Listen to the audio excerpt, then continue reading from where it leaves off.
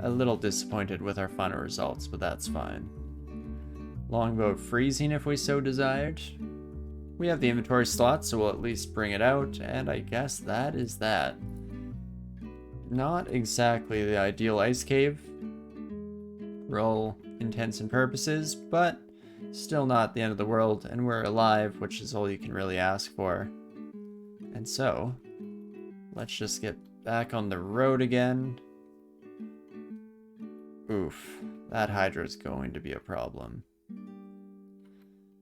Well, at least we don't have a bladed weapon, so there's a chance that we can just blast our way through this. Oh my gosh, it's so freaking close. So let's just bring out the acid wand to really settle that in at the end of the day here. And more death yaks. Just what the doctor ordered.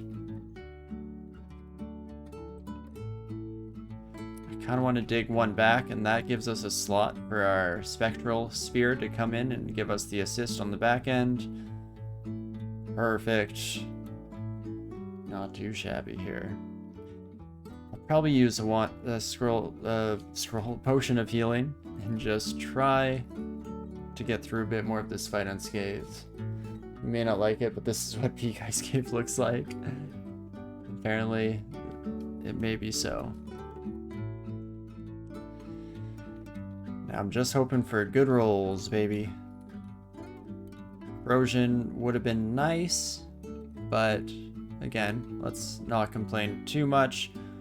And now this is a rough one. It's so close. Probably should have gone for the might potion earlier on in this encounter. Let's try potion of curing again. Maybe, just maybe, you're saying there's a chance. And oh my gosh, we're somehow still alive. Not ideal by any stretch of the imagination, but I'm alive, they're dead, so who's laughing now? And holy moly, that is a lot of dream sheep. That is a large pack of dream sheep. It's a bit of an awkward grammatical situation going on there, but regardless, no real issues. And we'll just have our way through the majority of that fight. You do love to see it. Perfect. So we could get petrified, and indeed we do get petrified, but I think we're doing all right now. We're not gonna have too much trouble. Do I like the spectral brand? In general, I haven't been too huge of a fan of it, but it does seem to be working really nicely on this character. I mean, it makes sense with polearms in general. It's probably a pretty solid find, just because at least that way your spectral weapon is always guaranteed to be able to hit as well as you. And on top of that, you can make sure that your spectral weapon is staying in a bit of a safer position and only one of you is taking damage at a time. So it's just double damage without any of the downsides. So that seems quite lovely to me. Definitely gonna pop ourselves into a corner. In fact, I'd like to make this even more of a corner. Perfect. And this is where we start to see the negative of the spectral, because unfortunately we're not actually getting to use it whatsoever in these kind of close quarters, which is not exactly ideal. So didn't we dive lair because we were being bullied by death yaks and hydras? What are we now fighting? Right, but now I'm the best version of me possible. Maybe. I say as I'm slowly but surely getting murdered by a large pack of new friends. Hoping the might gives us enough firepower here to potentially get things going, and now we at least can bring in a friendly spectral weapon behind us. We're just waiting for that one space gap to make it all possible. And somehow, we're still alive? Don't know what's going on here, but the game is apparently acting very forgiving. And, of course, we can also finally return back up to where it all started. Because, hey, we're strong enough to fight death yaks. Who knew? So let's finish exploring this level, shall we? Hey, there you are, friend. We were just talking about you. And that is so much nicer than the last time we saw your face. Perfect. That's magic mapping. We would definitely like to pick that up. There will be some electrical damage coming our way, but not the end of the world. And let us also clear this stairwell of death yaks if at all possible. That seems like an ideal situation. Not too shabby. So this stairwell was bad. Yep, still bad, even. I would potentially suggest. Right, you have 8 heads. Oh my gosh, why did I think it was a good idea to even try? Let's try and turn you into something, do something. What did that do? Twisted and deformed you, so your AC is going to be none. That's nice. Now maybe me and my soul bond axe, or spear rather, combined can be enough, and indeed we are. Holy moly. Not too shabby. Osakubu's autobiography. Oh my gosh, I'm such a huge fan. You have no idea. But I guess we'll be leaving that alone for now. And back we go. Onwards and downwards, shall we? Before we go into any S-branch shenanigans, we can try and explore a bit more of the regular old dungeon here and see what we may or may not find to put to use in the future. Rude, Herald? Very rude. It's one of the few times that we can actually take Herald when we run into them, so that is pretty fantastic in its own right, and a regeneration amulet is a huge get for us. Immediately slap that bad boy on. Ooh, and free AC. Don't mind if I do. Ooh, perfectly white cloak. Very much a flex when you're exploring the dungeon, because most things don't stay white for very long, what with all the bloodshed, dirt, grime, what have you. It's also just about time that we did a bit of a spring cleaning of our inventory. Get rid of a bunch of this stuff that's been hanging around for a wee bit too long. And that is perfect. Ooh, a 2-headed ogre, and this time we're actually going to fight them for real. And we are up to the challenge. Love to see it. Oh my gosh, that's where stasis is a thing of beauty, because if we'd gone teleported around, that might have been a much nastier situation. But as is, it just kind of shuffles all the enemies, and I get to watch happily from the other side. Perfect. So a trident of protection. Protection is not huge for me. Trident is really nice. It'd be kind of sweet if it was spectral branded. Maybe that's just me. Regardless, let's read a couple more. Identify, since we seem to be collecting them very quickly. Oh my gosh. And again, not too shabby. Thanks, Sifmuna, for the reading materials. Again, it's quite easy to get bored as you wander your way through the dungeon for a lifetime or so. Always nice to have a good book to keep you company here in the dank dark. And how do we fare? Not great, especially since they do have cleaving damage, which is unfortunately hitting both me and my lovely friend. But we will take care of you kids one at a time if possible, before heading to another stairwell to continue trying to draw them out into a slightly safer situation. That's going to be Orc. Thought so. No priests, so that's a pretty decent vault for us to fight here. Didn't even really need to pop around the corner like we did, but not the worst idea at the end of the day regardless, especially if we do end up needing to retreat. Especially, I guess, since they have so many polearms. And we definitely don't want to be getting hit by 3 enemies at once as they poke from beyond. But perfect. Man, it's nice sometimes playing on just a solidly strong character. Very mindless, which is good for me on a day like today, because I'm feeling very mindless myself. So it's just perfect. Just wonderful. Hello, friend. At least this one doesn't have an axe, so it's a bit more manageable. And I think they were pretty much through the entire skeletal pack. So should just be able to fight them straightforward from now on. No real issues whatsoever. Perfect. very much taking a bit of a risk there. Holding tab while not looking at the game whatsoever. It's not like that's ever gone poorly for me in the past. Potion of experience? Huh. Did that come from the ice thing? Maybe? You missed the unidentified item with a chance of bad. There are some things that I miss about the old ID game, and some that I really don't. I did kind of like the cursed weapon mechanic. I mean, like, I totally understand and respect the idea that at a certain point in the game, it just didn't matter whatsoever. You had plenty of remove cursed scrolls, but it was just fun for those first 5 minutes in a run where you might find something terrible. How are our skills looking? We can take a quick peek here. Probably just train Invo now? We indeed are. And I think I was bringing that up to 12. It's actually pretty dang close. Down to 14% failure rate on Divine Exegesis. So we're almost there. Almost cooking with gasoline. Then the question just becomes, where do we want to train next? Do we want to just go with fighting? Maybe get a little bit of extra health pool going? Or maybe invocations? Or evocations, sorry.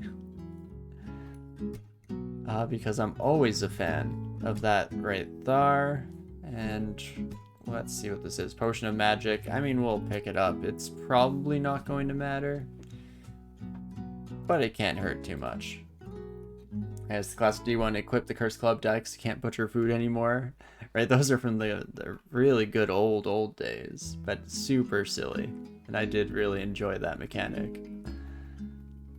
I mean, sure, you'd only die to the Cursed Club probably one time and then realize how terrifying it can be. But it was hilarious that first time, to say the least. Definitely would be pretty well suited training armor. I think I agree with that, Safid. I might let evocations hit the next spot on the menu there, the next cap that we have set for it, and then we'll start training defensive skills in general. Since that's something I always leave until a little bit too late into the game, why did I decide just to immediately go into fighting you? I mean, it's kind of working, / totally working, so never mind. I'm a genius, and I very much know the limitations of my character. For sure. Definitely no happy accidents. Oh. Low Azrael. We are not suited for this fight. Immediately swap over to our sling so we at least get some measure of fire resistance, because otherwise this is going to get real bad real fast. And then we take all of our friends on a merry jaunt through the majority of this dungeon floor, hoping to not take too much damage. I did make a bad turn, but hey, that's what being an ant is all about. Let's just dig our way out of life's problems, and once more with feeling. Perfect. And then instead of swapping to our spear, we'll want to use our staff so we don't get that fire vulnerability, and just finish off that encounter. Hey, it's Techman, how are you doing? How am I using Sifmuna here to my next Jesus? I feel like we're going to be getting this question a lot, but yes, that's essentially what we're ended up doing with Sifmuna. We actually started off by just worshipping at a faded altar on D1, and because I generally don't abandon gods, I thought we might try out a silly kind of divine exegesis maneuver. So we're gonna see if we can't make things work. I've never cast... Jeez Louise. Never cast a level 9 spell in Crystal Plate before, so that could be a fun adventure for us all to share in today. But okay, Francis, is there a single spell that turns the course of this fight? I mean, Enfeeble's not bad. Stormform is not great for us. Manifold Assault does nothing. One cast of LRD does nothing. It's probably going to be that Enfeeble and just try to very quickly get you blasted down. Does that sound like an okay plan? I guess it's as good as it gets. It's where we are now. So let's try it. The first use of Divine Exegesis, I want Enfeeble. And you did partially resist. You're not blinded and whatnot, but we got the first damages done. And you're still weakened just enough for us to murder you. You do love to see it. So, next, I probably do want to pick up this halberd. I'm going to have to say goodbye to our pearly whites, as much as it pains me to do so.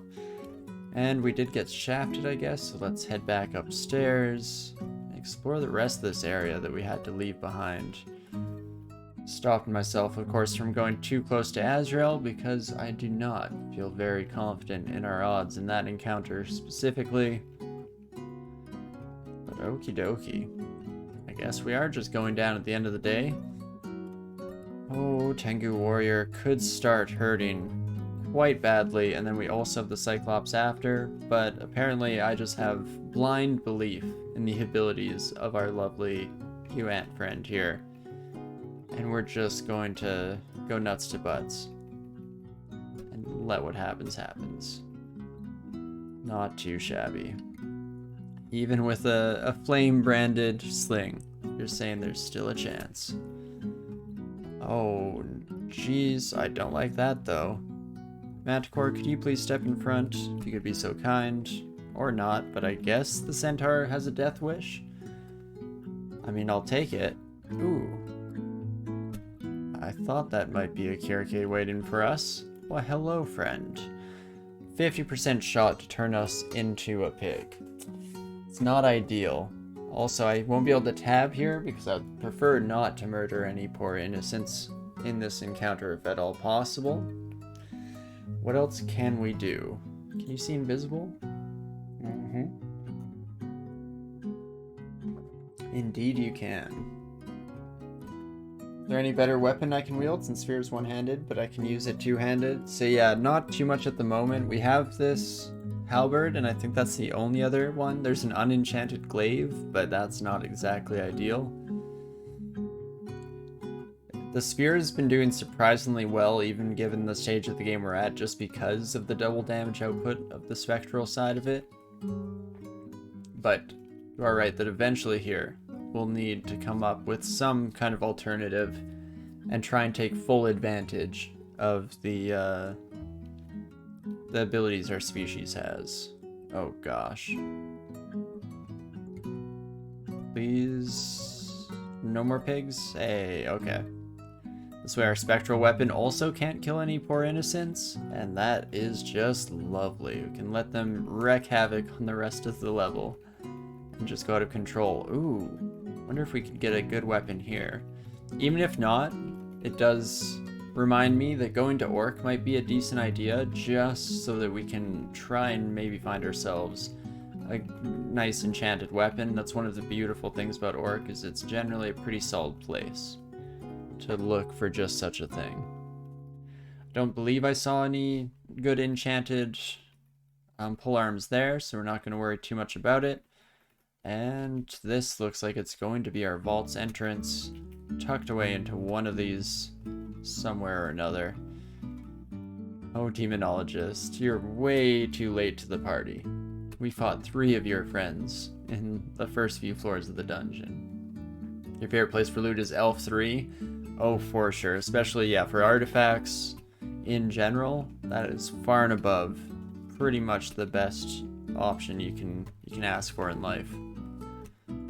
But okie doke, finally remembered to pick up some actual sling bullets, which should help us out here. We're going to keep stacking strength. We do have fire vulnerability, which is not the ideal way to fight a pyromancer, but what can I say? Sometimes I just like to live dangerously. We can start training some armor though, bring fighting back into the equation. And I think we'll leave it at that for the moment and see how the next short while treats us. Hopefully not too poorly. And then yeah, once we finish clearing this area, as long as all goes well, we will very likely move on up in life. Head over to Orc, and maybe find a glaive or a spear that's worth keeping around. Fortunately, the mage isn't quite as dangerous as they often are, because we don't have to worry about paralyzed specifically, so that's fantastic. Our spectral weapon also taking one for the team, being a real homie there, and making sure that we had the extra space to step away and get a nice breath of fresh air. Perfect. We're still picking up all these IDs, but I don't think we'll need this many. So probably should start leaving them by the wayside. That's a nice inventory slot to free up at the very least. But we'll see if we find anything worthy of replacement here. Oh, I mean, Ring of Willpower is probably a good choice here. It's one of the few things that we're still very much lacking in. Yeah, I probably should. It's for the best. Not too shabby, though. Ouchie. One big rock to the face is about all it takes to immediately have me regretting life's decisions. But there we go. Now let's head up to Orc. We could finish the rest of the dungeon without too much issue, but at least Orc 1 should be okay for us to just mulch our way through real quick. And can largely just hold down tab, which is nice. I say hold down, but even that's a little bit much for me, and I'm usually more of a quick tapper, because that at least gives me the illusion that I'd be able to save myself before getting into a nasty situation. Sure, my reactions are probably not even close to good enough to actually capitalize on the moments between presses, but sometimes you need to tell yourself some pretty white lies just to get through the day, you know? It's not too bad. St. Roque is the hardest part of Orc for you, such a beefy enemy.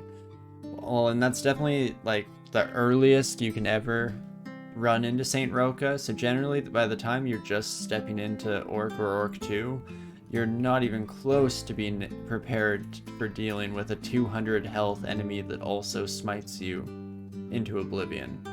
So that's fair enough for sure. St. Roque is a nightmare on the best of days.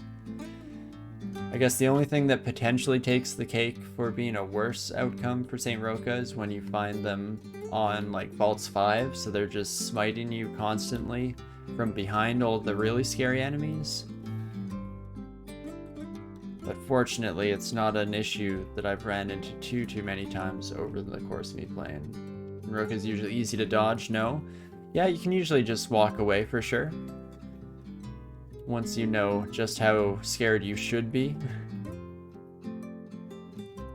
In fact, that's exactly what we did in our last run on our demigod win with Gilgamesh. We ended up running into St. Roque on Orc 2 here, and then just running the other direction until much later in the run, when it was a bit more reasonable of an encounter for us to take on.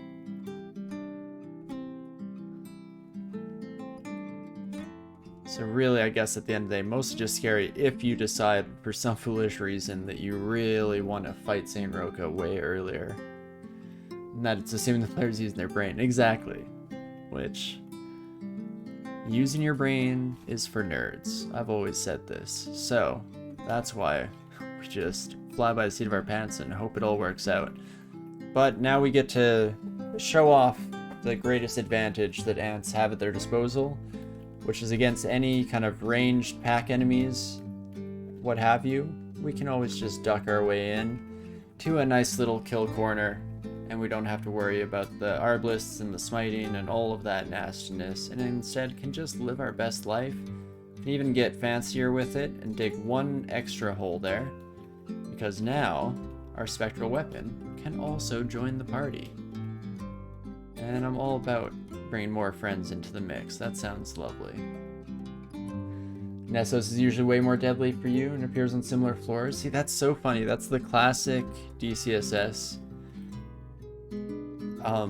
effect, I guess, which is that everyone has their own uniques that gives them more trouble than anyone else. Because for me, Nessos, I pretty much just hold tab for the majority of the time and have no problems. But I also feel like I've gotten lucky, and it's usually the latest time that I possibly could be approached by them. But it's similar where something like Sigmund is the scariest thing an early player can find, but because they have such a reputation, I feel like you play a lot safer around them, and that saves you a lot of issues. Also, Sonya is an issue for Banish, for sure. Sonya is an issue just for, like, Hirare as well. And just getting an annoying amount of status effects going on in different auxiliary ways to murder you indiscriminately. It's been dark for you. It's not a unique freaking early boulder beetle encounters for you. Yeah, I've learned to fear boulder beetles. That was another one that used to be in the same camp of like, oh, what? They're easy. Just don't get hit by their roll forehead. But then I've had too many characters now almost meet their demise, and so I can no longer say that with quite as much confidence. Louise is a PETA too. Yeah, Louise is, I guess, similar to Senroka though, where if I see Louise and I don't have at least 3 pips of willpower, I'm just noping the heck out of there, and hopefully they don't see me first. And so it generally works out okay at the very least for me. Ooh, I should not walk directly towards you, my friend. That's terrifying. You know, I thought this orc was feeling a little bit too easy, and that explains it all. Can at least try 1. Ooh, do I dare go for 2? Psalm's chessboard? No, actually, what am I doing? Let's get out, find a different stairwell, then try and find our old friend. There you are. And now we'll have a few opportunities. Hasted Eden? I don't think so, my friend. I think I'm going to take a rain check on that one. And maybe this time it'll go slightly better. Just give me a paralyze. A slow is not bad. A might is terrible. So we could try and kite this fool while they're slowed, I guess. You have to be pretty dang careful that I don't misstep and get hit even a single time. But there we go, no real issue. Like, you don't mind their roll attack hurts, even though there's really little counterplay except doors, but they melee for so much too. Exactly, that's what I feel like I've come to respect, that I didn't at first, is I was always just worried about the roll, which didn't seem as bad as I expected it to be. Because it oftentimes misses, but it's that they just deal that 32 potential damage per hit, and it hurts for the majority of characters there in that stage of the game. Find your least favorite part of the game is pre-lair. It's boring and hard. Yeah, I think that you wouldn't be alone with that. I feel like a lot of people are probably on a similar page. I like post-lair in general. I like lair. Like, the middle section of the game is where things are still very interesting and you haven't totally decided what your character is going to be doing with their life. And so, you know, the whole world is your oyster and there's a plethora of possibilities, a cornucopia of options for you to explore in the future, which I find super fun. But it would probably depend a bit as well on what kind of a character we're playing. Because on like a spellcaster, lair is definitely where things start to pick up, because that's where you get all of the fun abilities at your disposal and can start having a raucous old time. Ooh, but good time to have a freeze halberd. Less good if I immediately almost die. Do a few flame elementals. My bad, my bad. I'm not fire vulnerable at least. But let's dig our way through here. I was kind of hoping that was a solid wall, but that's fine. Unfortunate use of a potion of heal wounds, but not the end of the world. And then we can try and poke through to the pyromancer themselves. Oh, geez Louise, that's gonna hurt a wee bit. How many curing potions do I have? Just 3? I'll still use 1. And okie dokie.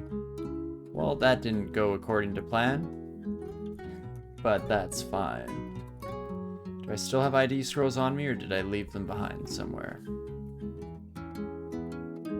I thought I still had some on me. Huh, how about that? Well, we can drop a noise scroll, pick this bad boy up, and we can always walk back for those ID scrolls at a later date. We've found most of the scrolls that I really care about already, so can kind of just relax and take it easy as we smash our way through the rest of the regular dungeon. Okie dokie. Well, stop that. There we are. Thank you, my Centaur warrior friend. That was one sweaty elementalist. They did their best. Oh my gosh. +4 Demon Blade of Electrocution? I mean, I don't think I'm going to use it, but that's kind of wild that that's just sitting out here on D14. Who the heck lost their Demon Blade? That's embarrassing. Well, all is fine and dandy, and let's just keep smashing our way through here without too much concerns one way or another. Again, it's nice to have a run where I'm able to kind of just fully turn off my brain and rampage about without too much concern. I'm probably going to regret saying those words as we run into harder environments and start dealing with some issues we're not quite as well equipped to handle, but who knows, maybe the whole run will just be holding down tab key. Wouldn't that be nice? A bit of a change of pace.